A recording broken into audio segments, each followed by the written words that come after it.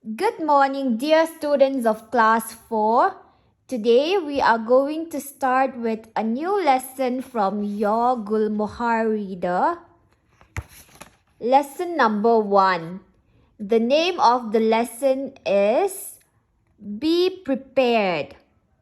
And this story is written by Ruskin Bond.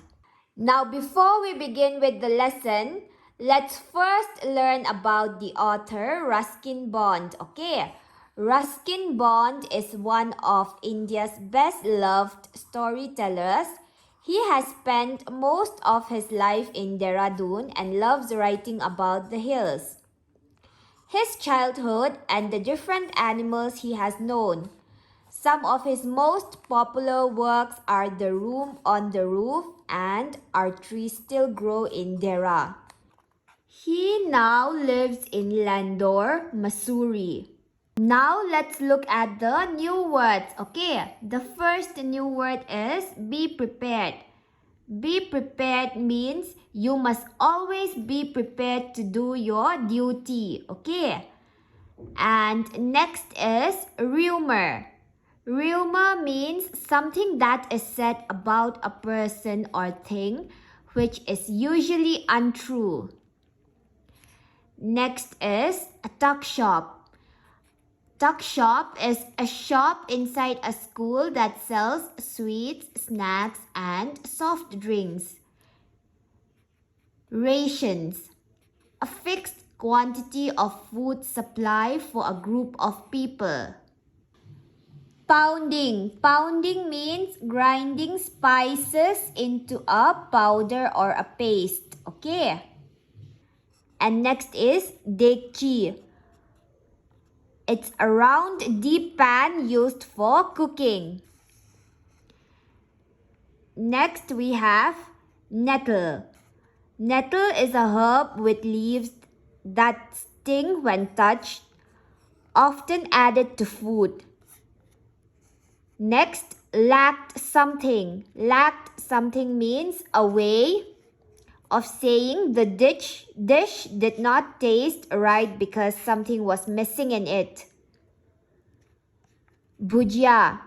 Bhujia is a dish of fried vegetables. Next is tracking. Following the movements of a person to find them. And next is trail. Trail means marks left behind by a person or an animal which show that they have been there. And these marks are used to find them, okay? Next is chestnuts. Glossy brown nuts, usually roasted and eaten, are called chestnuts, okay? Next is romped. Romped means played with a lot of joy and energy. Next is gathering gloom. Gathering gloom means the evening was slowly setting in and it was growing dark. Next is sleeping bags. Warm padded bags used to sleep in, especially while camping. Next, in a huff. In a huff means angrily. And next we have relented. Relented means agreed to do something that he had refused to do earlier. Next we have garnishing. Garnishing means decorating. Okay. Now let's jump into the lesson. I want everyone to point it with your fingers and read it out along with me, okay? Be prepared. That is the Boy Scout motto. But I never seem to be well prepared for anything, be it an exam or a journey. Now, Ruskin Bond, the writer, said that be prepared was the Boy Scout motto. But he never prepared himself. Whatever he did in life, he never used to prepare himself, whether it was an exam or whether it was a journey.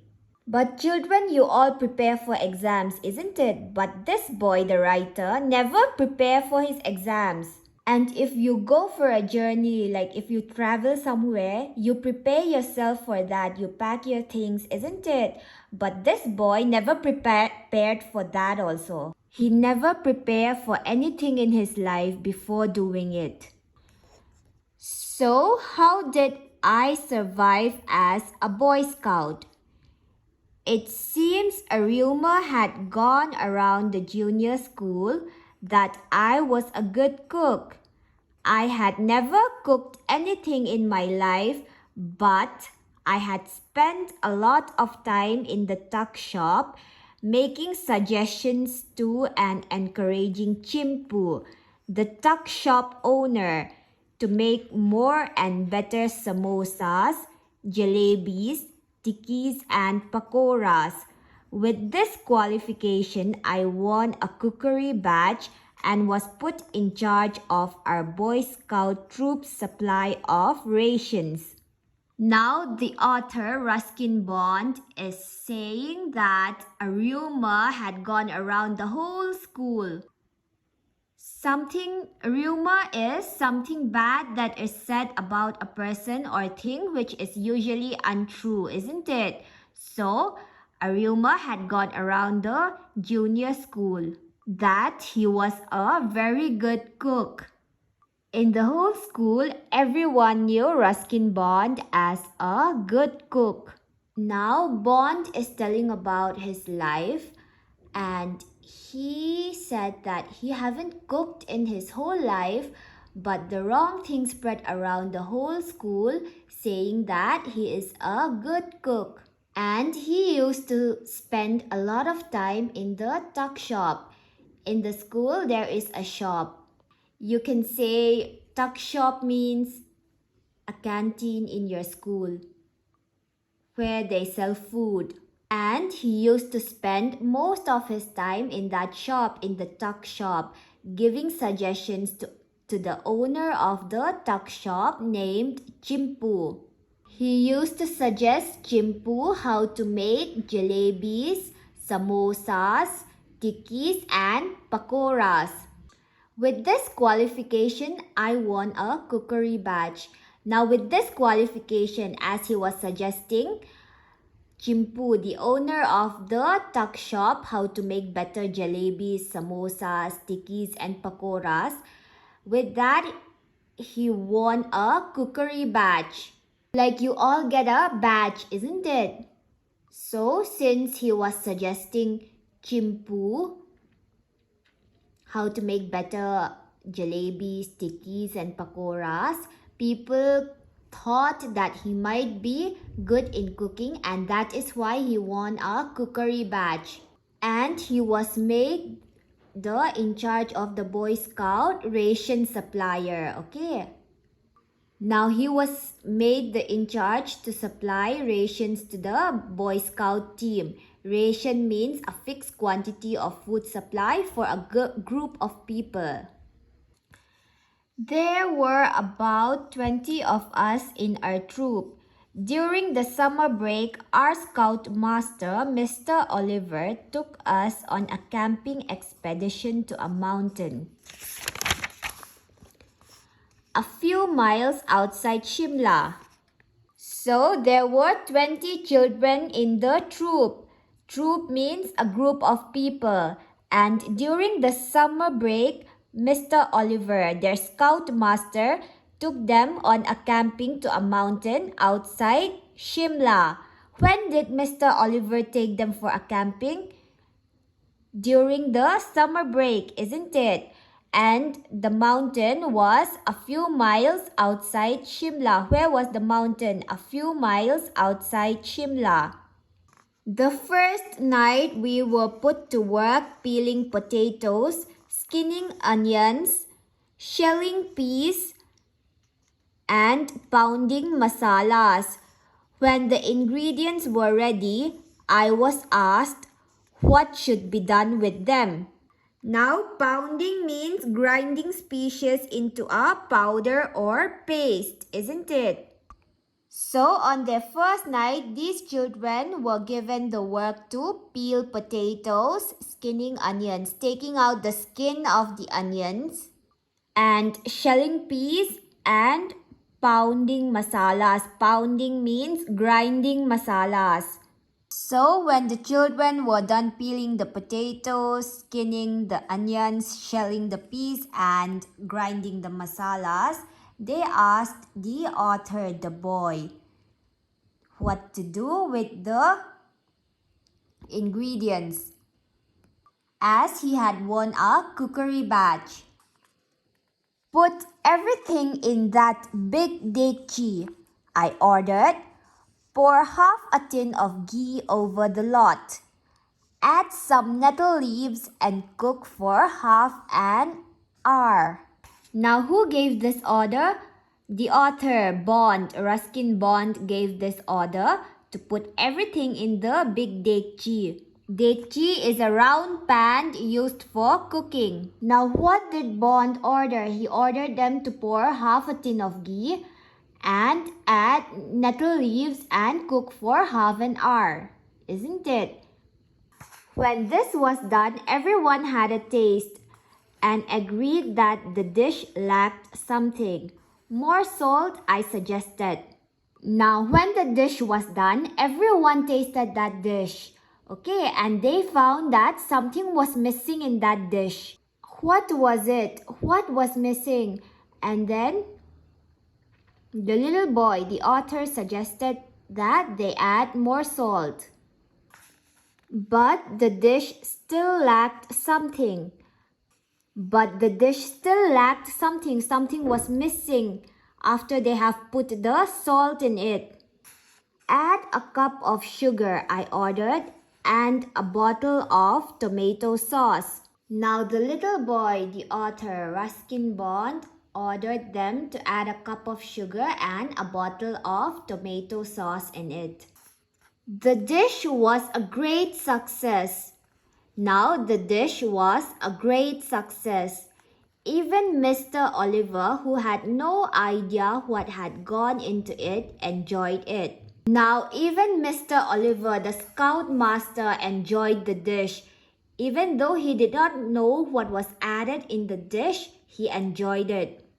What is this called? He asked. So he asked the children, what is the name of the dish? The Bond Bhujia, said one of the boys. I had earned my cookery badge. Now among those 20 boys, one of the boys answered that the name of the dish is Bond Bhujia. Now Bond felt that when his dish was successful, he had really earned the cookery badge, and he felt that he was good in cooking. The next day, Mr. Oliver told us he would teach us tracking. Taking a half-hour head start, he walked into the forest, leaving a trail of broken twigs. Now, tracking means following the movements of a person to find them, and trail means marks left behind by a person or animal which show that they have been there. Now the next day, Mr. Oliver told them that he would teach them tracking. Taking a half-hour head start, now half an hour before the children could start, Mr. Oliver started. And he walked into the forest, leaving a trail of broken twigs, pine cones and chestnuts behind him, so that the children would follow the path and reach up to him. Okay. We were to follow the trail until we found him, and they were asked to follow the trail until they could find Mr. Oliver. Unfortunately, we were not very good trackers. They were children, so they were not very good trackers.